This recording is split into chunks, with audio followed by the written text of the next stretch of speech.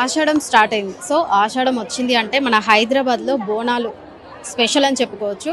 హైదరాబాద్ బోనాలు అంటేనే first starting Golconda. So Golconda అంటే special, అంటే స్టార్టింగ్ ఆషాఢం వచ్చినప్పుడు సో స్టార్టింగ్ గోల్కొండ నుంచి స్టార్ట్ చేస్తారనమాట. సో చాలా అయితే పండగ వాతావరణం అయితే నెలకొన్న పరిస్థితి అయితే చెప్పుకోవచ్చు.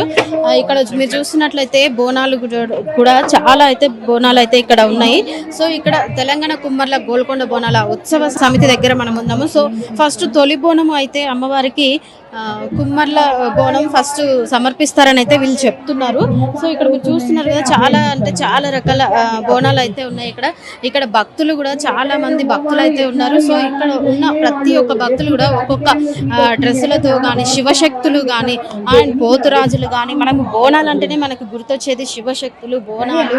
సో ఇవన్నీ ఇక్కడ చూస్తుంటే వీళ్ళంతా వాళ్ళు అయితే ఉన్నారు.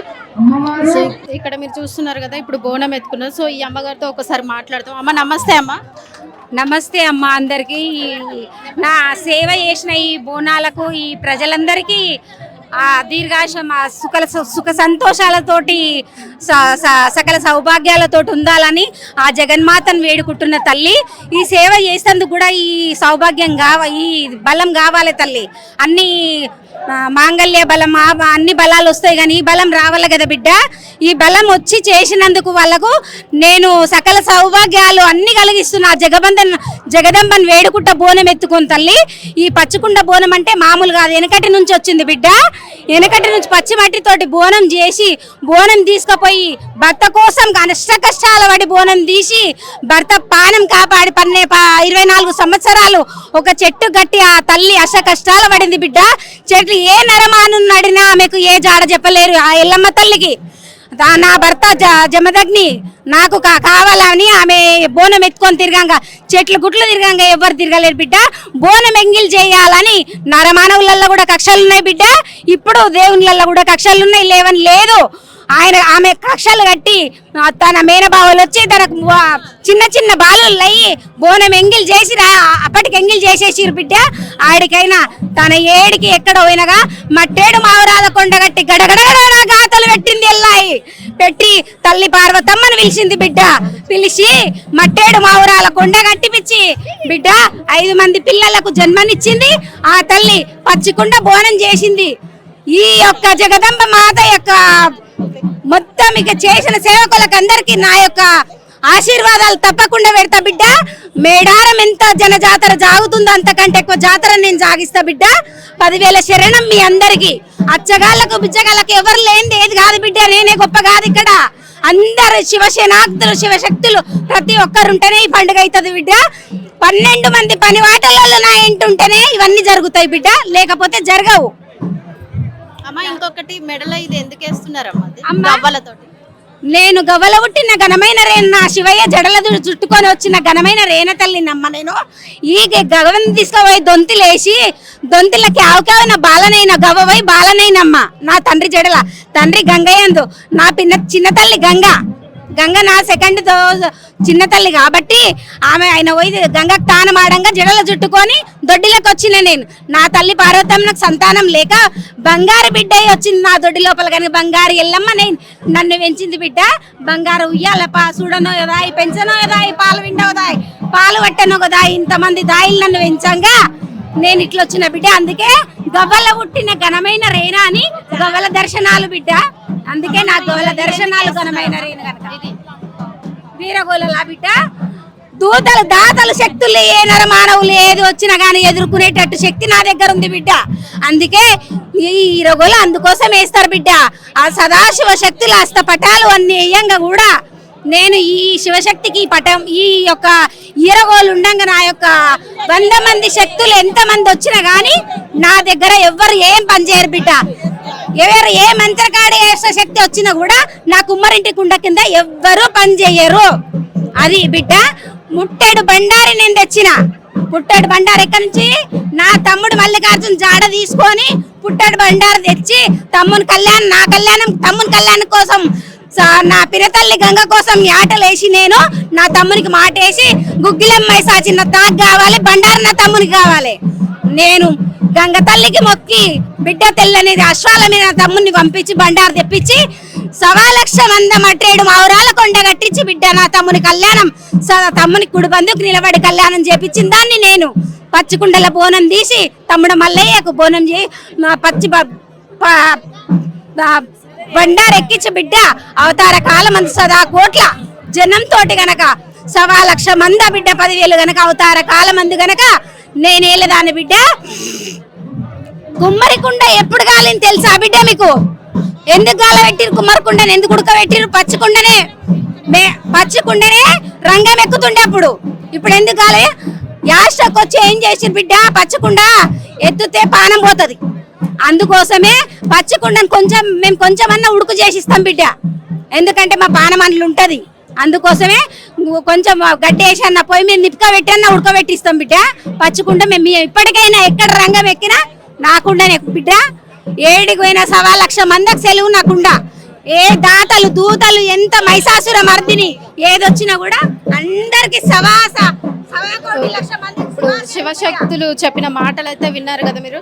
అంటే కుండలో పచ్చి కుండలో కాకుండా ఇట్లా వేడి చేసి అంటే దీన్ని కాలబెట్టైనా సరే అట్లాంటి కుండలో వేస్తేనే అమ్మవారికి సంతోషం కలుగుతుందని అయితే శివశక్తులు చెప్తున్నారు. సో గవ్వలు వేసుకోవడం వల్ల కూడా అమ్మవారికి అంటే చాలా ఇష్టం అంట. సో అలాగని ఇక్కడ శివశక్తులు అయితే చెప్పడం జరుగుతున్నది.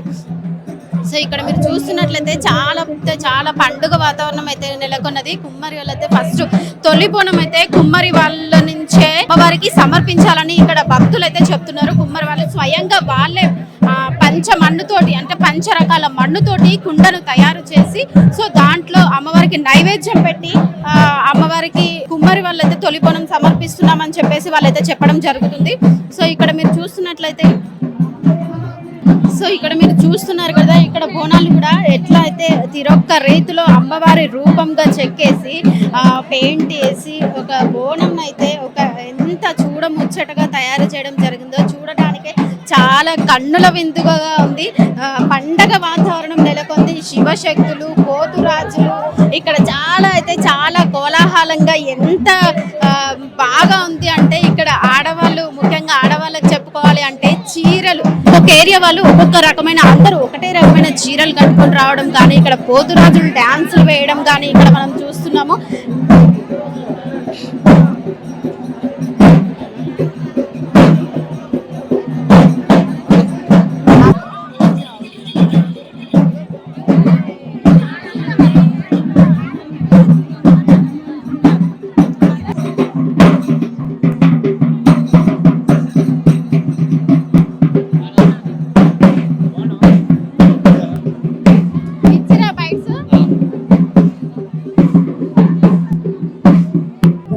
ఇక్కడైతే ఒక అమ్మవారు అయితే మనం బోనం ఎత్తుకుంటున్నారు. సో అమ్మతో మాట్లాడదాము ఒకసారి. అమ్మ చెప్పండి అమ్మ, మీరు ఎన్ని సంవత్సరాల నుంచి ఎత్తుకుంటున్నారు? ఈ బోనం ఇప్పుడు తొలి బోనం అందరు మొత్తం దిగిండి ఆనందంతో. ఎప్పుడు వస్తుండే ఎప్పుడు కుమ్మరి బోనమే ఫస్ట్ ఎక్కుతుంది. ఏ గుళ్ళైనా కుమ్మరి బోనమే ఎక్కుతుంది. గౌన్లో వాళ్ళ ఇంటికి వెళ్ళి ఘటం వస్తుంది. ఫస్ట్ ఘటం ఎక్కగానే కుమ్మరి బోనం ఎక్కుతుంది. కుమ్మరి బోనం లేని ఏది లేదు. ఏమైనా వెనక జరుగుమని తాకమని మని తాకొద్దు. తాకితే ఇలా ఎక్కువ లేదు. నాకు నైద్యము నా ప్రసాదం ఎక్కువ పెట్టలే, గింతనే పెట్టిరు. మీరు ఎన్ని సంవత్సరాల నుంచి బోనం ఎత్తుకుంటున్నారమ్మా? నేను ఎక్కింది ఫస్ట్ బిడ్డ. నేను అక్కడ ఎత్తుకుని మస్తు బోనాలు బిడ్డ. యాత్రలో తిరుగుతాను బిడ్డ. నేను ఎక్కడ కుమ్రెల్లి ఏడుపాయలో అన్ని బోనాలు ఎత్తుకుంటా. ఎల్లాయి కూడా ఆడ కొండ పైన ఉంటుంది కొమ్రెల్లిలా అంతడే ఎక్కుతుకుంటా. ఈడ నా చెల్లెదా తొలి బోనంకి వచ్చిందా. నేను ఇంతకుముందు చేసింది వేరే బిడ్డ. నేను వచ్చిన బోనం ఫస్ట్ ఇది. ఇంతకుముందు వేసుకుని అలా ఉంటాయి, అవి లెక్కల రావు. ఇప్పుడు ఎట్లా ఉందమ్మా కొత్తగా? పండగ కదా, తొలి బోనం కదా, ఇట్లా జనం ఉంటారనే రాకుండా దాగుడు మూతలు ఆడుతుంటే మీకు ఎట్లా అనిపిస్తుందమ్మా? సంతోషం ఆనందంతో చెప్పలేను. నాది 7 పాయలు నాది 14 లోకాలు వెళ్ళిందాని. నా 7 కొండల వాస 7 నుంచి 14 లోకాలు ఆడిండు ఆయన ఆనందంతో. 7 అంటే 14 లోకాలు ఇద్దరు జగమేళ్ళం బిడ్డ. అప్పుడు వరుస వాయిలే నువ్వు నుండే 10,000 7 పాయల దుర్గను కనుక్కోండి. నా విజయవాడ నేను మళ్ళా నిలిచిన 25 కలశాలతోని నేను మళ్ళీ 7 పాయల ఎరువారంగా ఉన్నా అక్కడ. నీకు నైవేద్యం ఏం పెట్టినారమ్మా?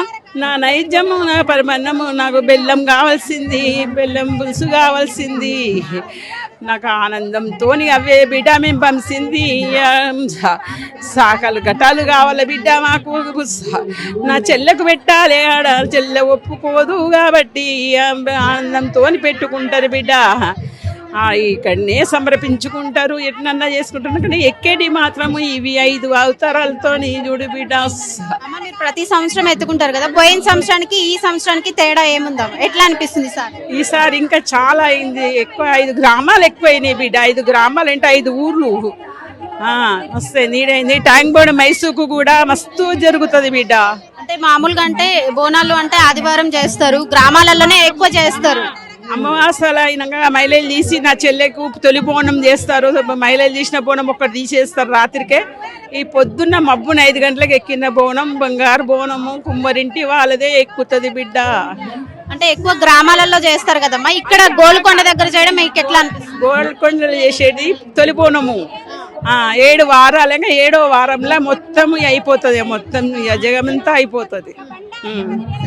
సంతోషం బిడ్డ, మీకు కూడా ఆనందంగా అనుకున్న పండ్లు కలికము రానియాలి.